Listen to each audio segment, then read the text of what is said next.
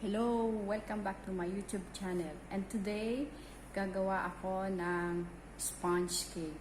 So, matagal din akong hindi nakapag-bake dahil ako'y naging busy sa aking mga work at sa aking mga personal things na dapat kong ayusin.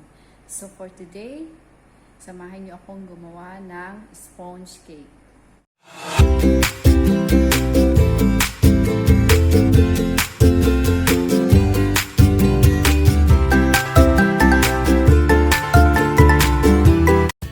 Today, gagawa tayo ng sponge cake. At ito ang mga ingredients natin kailangan. Kailangan natin ng baking powder, 1 tablespoon, salt, need natin ng all-purpose flour, 2 cups, sugar, 1½ cups,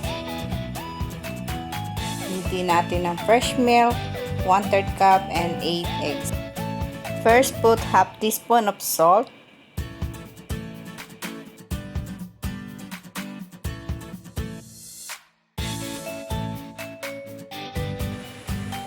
Then next is 1 tablespoon of baking powder.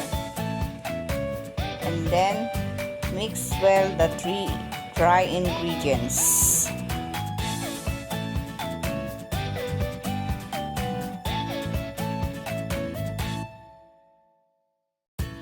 After mix well the 3 dry ingredients, leave it for a while, and then next the second procedure.